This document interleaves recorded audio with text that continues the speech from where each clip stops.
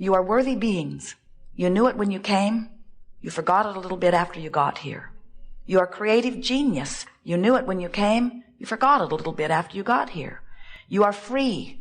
You knew it when you came. You've forgotten it a little bit after you got here. You are pure positive energy, and you want that, and nothing less than that will ever be tolerable.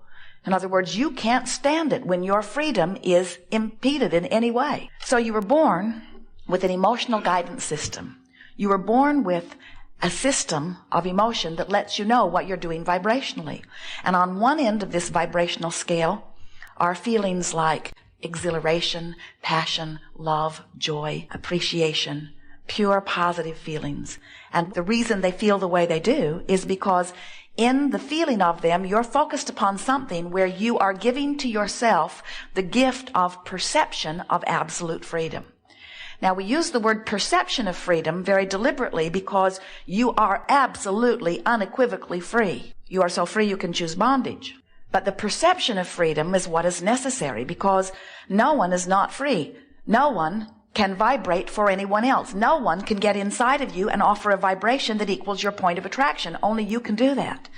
So since only you can do that, you are utterly free. But unless you know you are and you are applying your thoughts deliberately, then you don't feel so free. And when you don't feel free, it isn't because you aren't free, it's because you are perceiving that you are not free even though you're really free. On the other end of the scale, down there where despair is, down there where that feeling of desperation is, where that feeling of depression is, or fear, they all feel pretty much the same. They are vibrationally nearly equivalent.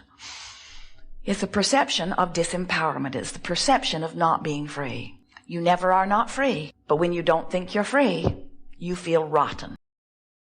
You can manage your own vibrational frequency because you were born with an emotional guidance system that lets you know how you're doing. It's really important, however, that you understand that this emotional guidance system is yours and that it's not hooked in with anybody else's. And you must decide early on that you're not going to compare how you feel with how anybody else feels because the vibration within you cannot be regulated or even understood by the vibration of someone else. You can't ask someone else how they feel about something and then just because they feel that way, immediately begin feeling that way too. Now, we acknowledge that there is this thing called power of influence where they can demonstrate things to you and you can observe their demonstration. And in time, you can begin to feel similarly. You do that all the time. And the law of attraction is helping you with that. In other words, whatever you are feeling, however you are feeling, is causing you to offer a vibration, and law of attraction is causing those same kinds of things to surround you. So it's easy for you to look around your environment, no matter how up close or how far around the world it is.